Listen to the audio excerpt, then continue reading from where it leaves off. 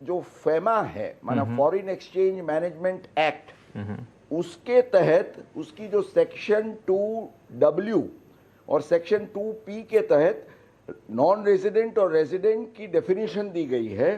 उसके हिसाब से वो अगर नॉन रेजिडेंट है तो उनको ये फायदा मिलेगा। ठीक है, माना इनकम टैक्स का एग्जम्पशन है, पर जो टेस्ट है स्टेटस का वो फेमा के आधार से है। अच्छा, अब फेमा में जो नियम है और इनकम टैक्स का नियम काफी अलग है।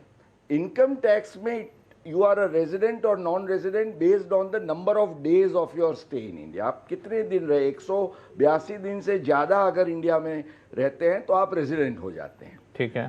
फेमा में अब जैसे कोविड के टाइम पे हुआ था कि कई लोग एनआरआईज थे, यहाँ 6 महीने से ज्यादा रहे, तो इनकम टैक्स में वो रेजिडेंट माने गए, पर फेमा में उसको नॉन रेजिडेंट इसलिए गिना गया क्योंकि उनका इंटेंशन जो है, फेमा सीज द इंटेंशन, आपका मकसद क्या है, कहाँ रहना है।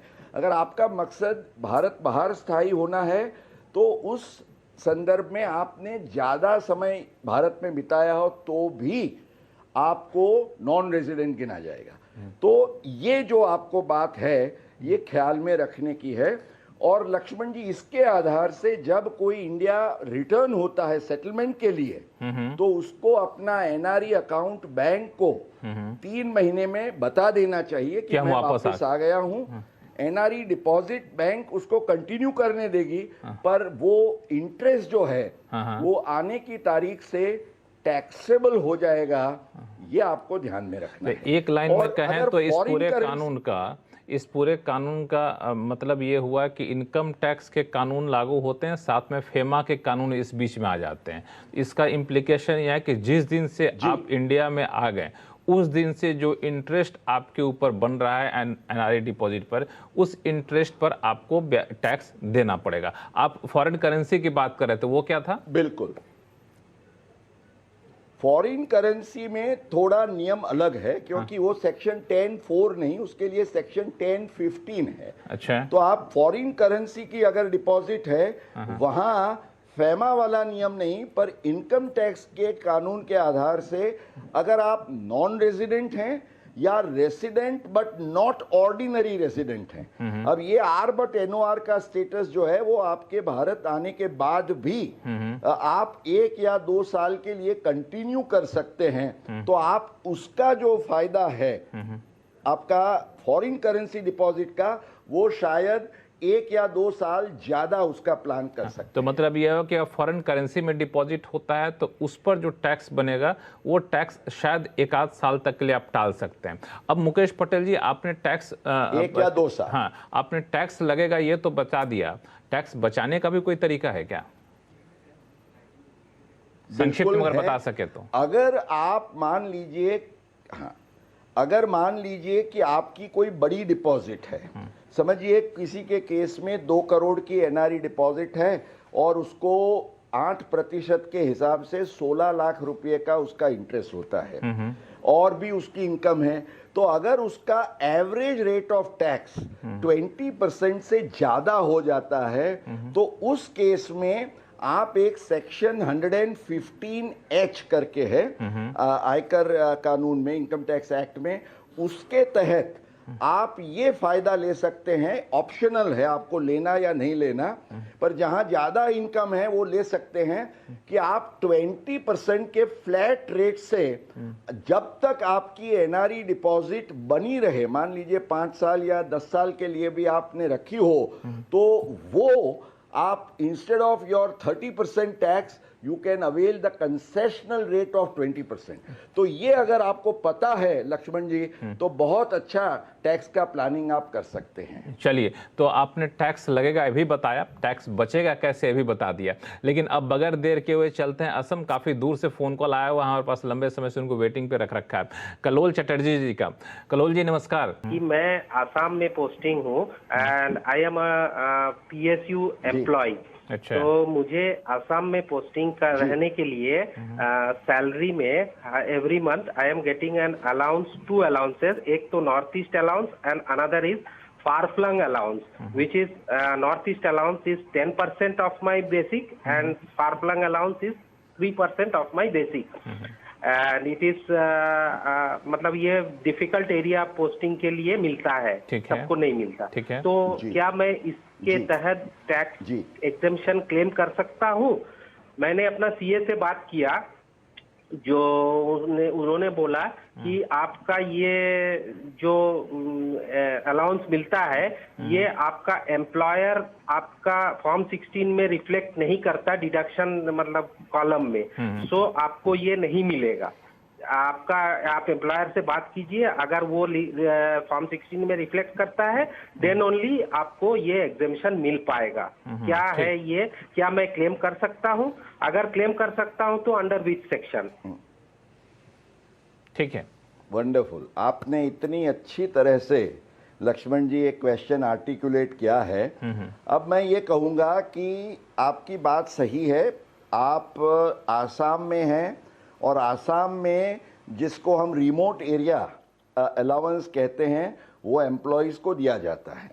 और इनकम टैक्स एक्ट के तहत एक जो सेक्शन 10 सब सेक्शन 14 है, उसके तहत ये जो रिमोट एरिया अलाउंस जो दिया जाता है उसका फ़ायदा एग्जम्पशन का जो इनकम टैक्स का एक रूल है जिसको हम रूल 2B कहते हैं, उसके तहत जो प्रिस्क्रिप्शन दिया गया है, हालांकि बहुत साल पहले ये नियम किया गया था, तो आसाम के लिए ये जो difficult area remote allowance special compensatory allowance का एग्जम्पशन जो कहते हैं वो कलोल जी ज़्यादा नहीं है, 200 रुपया प्रति महीना है। पर अगर आप शायद आपके केस में एम्प्लॉयर इसलिए नहीं दिखाता है क्योंकि आप ये जो नई टैक्स स्कीम का फ़ायदा लेने जा रहे हैं। अगर आप पुरानी स्कीम में हैं और एम्प्लॉयर को बताते हैं कि मैं ये 200 रुपया पर मंथ के हिसाब से 2400 का फ़ायदा लेना चाहता हूं, तो शायद वो लोग आपको वो फ़ायदा देंगे। पर in principle remember section 10 sub section 14 and rule 2B। चलिए, मैं उम्मीद करता हूं कलोल जी आपके सवालों का जवाब मिल गया होगा और थोड़े से अपने एम्प्लॉयर को बता दीजिए कि हम न्यू स्कीम में नहीं पुरानी स्कीम में है, तो शायद ये फायदा आप पूरी तरह से उठा सकते हैं। चलते हैं मुंबई, जहां से एस नारायण जी हमारे साथ फोन लाइन पर जुड़ चुके हैं। एस नारायण जी नमस्कार, क्या सवाल आपके पास? I am a senior citizen, regularly income tax return file कर रहा हूँ इंडिविजुअल कैपेसिटी में, और मैं एक HUF का करता भी हूँ। अच्छा। हमारे फैमिली का HUF का करता भी हूँ है।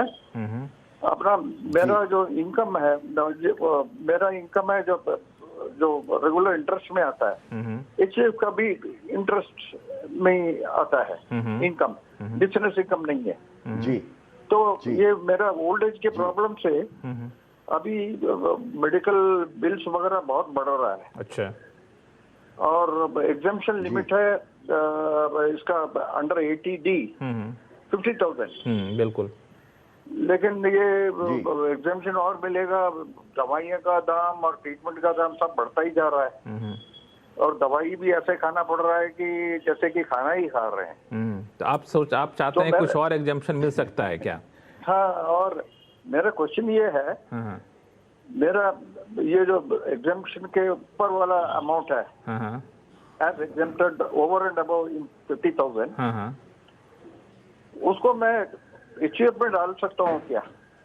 उसमें से क्लेम करूंगा, HUF में भी क्लेम करूंगा। ठीक है, एक मिनट मुकेश जी से पूछ लेते हैं, मुकेश जी बताएंगे। बिल्कुल लक्ष्मण जी, इनका सवाल काफ़ी लंबा और तगड़ा था। जवाब उनके लिए बहुत फ़ायदा कारक और सीधा शॉर्ट एंड स्वीट ये है कि आपको ज़रूर HUF से लेना चाहिए, क्योंकि ये 50,000 जो है वो आपको इंडिविजुअली अपने लिए मिल सकता है।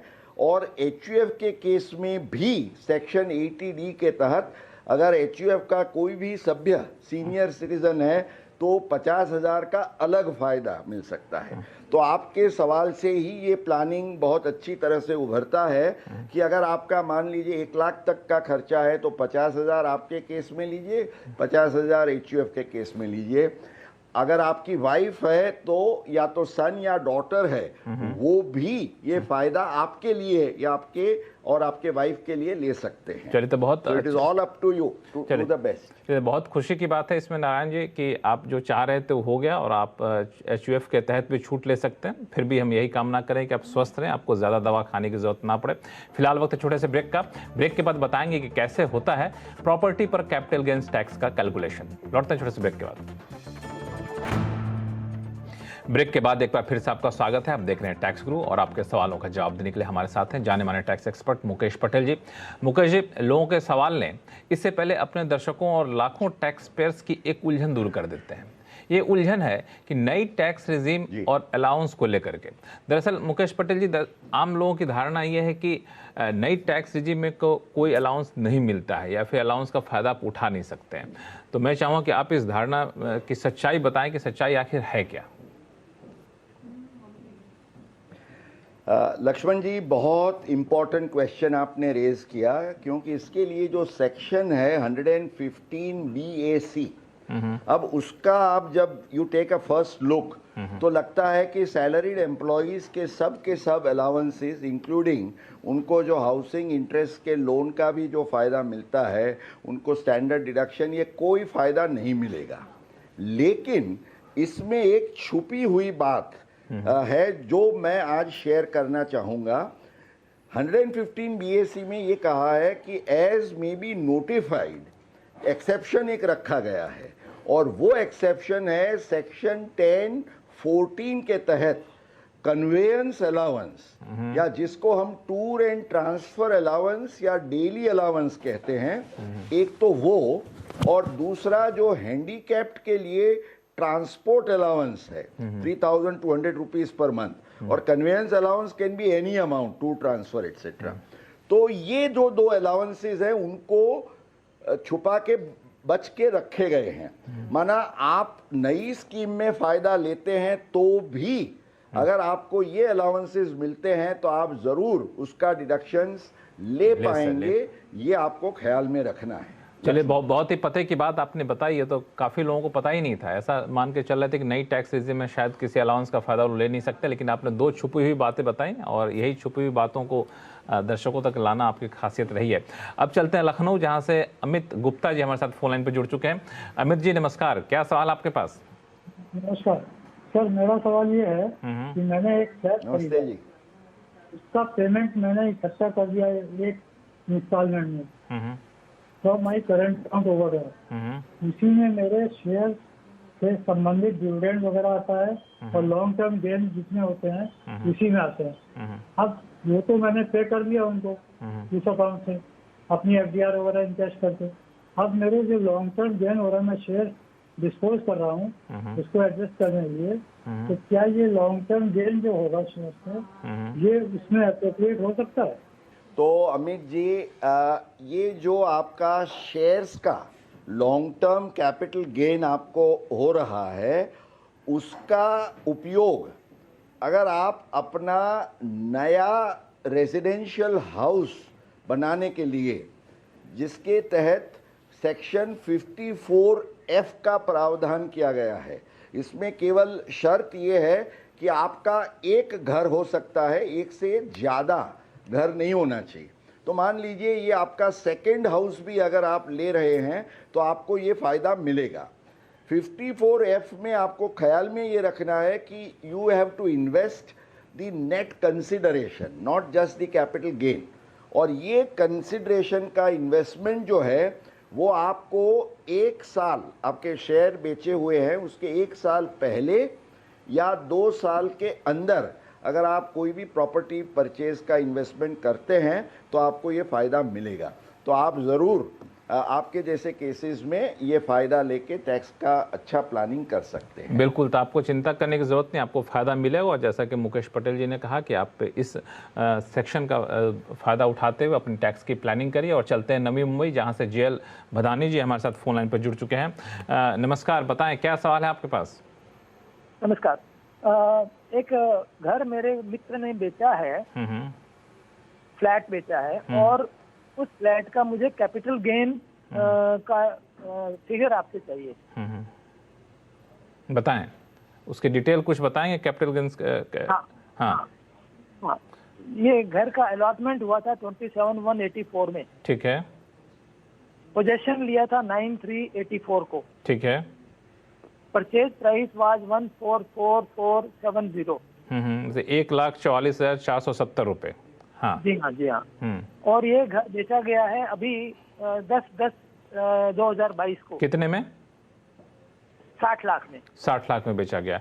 लक्ष्मण जी, दो बातों का ख्याल रखना है जी। सबसे पहले तो 2001 के पहले जो भी प्रॉपर्टीज आपने एक्वायर की हो तो उसकी खरीद कीमत की जगह आप सब्स्टिट्यूट कर सकते हो अपनी कॉस्ट 1 अप्रैल 2001 की, जिसको हम फेयर मार्केट वैल्यू कहेंगे। अब ये कैसे डिटरमिन होती है? तो उस दिन की जो स्टैंप ड्यूटी का वैल्यूएशन का फिगर है, मान लीजिए 1 अप्रैल 2001 को खरीदा था तो स्टैंप ड्यूटी के लिए इसका कितना वैल्यू होता था, समझिए अंदाज़ा 5 लाख गिन लीजिए, just for sake of an example. और आपने 2022 में बेचा तो आपको इंडेक्सेशन मिलेगा स्टार्टिंग फ्रॉम 2001 टू 2022। तो करंट ईयर के जो इंडेक्सेशन का फिगर है वो फिगर है 331। तो ये 5 लाख का फिगर आपको 3.31 टाइम्स अगर आप मल्टीप्लाई करते हैं तो ये करीब 16,55,000 हो जाएगा। तो आपको जो अभी 60 लाख मिल रहा है उसमें से 1,44,000 या 45,000 नहीं, लेकिन 16,55,000 16.5 लाख करीब की अमाउंट को डिडक्ट करते हुए आपका नेट कॉम्प्यूटेशन कैपिटल गेन का लॉन्ग टर्म गिना जाएगा। अगर आप जीरो टैक्स भरना चाहते हैं तो इसके लिए आप कैपिटल गेन के जो बॉन्ड्स नहीं ले सकते हैं क्योंकि शेयर्स के सामने बॉन्ड्स आर नॉट अलाउबल, पर आप आप शेयर्स तो इन्वेस्ट करके कर रहे हैं, ये प्रॉपर्टी है, शेयर्स के लिए पाबंदी है, पर प्रॉपर्टी में आप कैपिटल गेन के बॉन्ड में निवेश करके फायदा ले सकते हैं, तो बचा सकते हैं। Technically plan zero tax. बिल्कुल, तो टैक्स लगेगा लेकिन टैक्स बचेगा भी कैसे, और टैक्स कैसे बचेगा ये मुकेश पटेल जी ने आपको बखूबी बता दिया है। तो फिलहाल वक्त है छोटे से ब्रेक का। ब्रेक के बाद बताएंगे कि एचयूएफ का कर्ता ले सकता है एचयूएफ इनकम से सैलरी या रेम्युनरेशन, बताएंगे छोटे से। सवाल मेरा इंडिविजुअल इनकम भी है करीबन 4-4.5 लाख का, और एचयूएफ इनकम भी है। एचयूएफ का कर्ता के हिसाब से मैं एचयूएफ की सारी प्रॉपर्टी का देख रेख करना, बैंक अकाउंट देखना, ऑफिस वगैरह जाके टैक्स वगैरह पटाना, ये सब काम करना पड़ता है। ठीक है।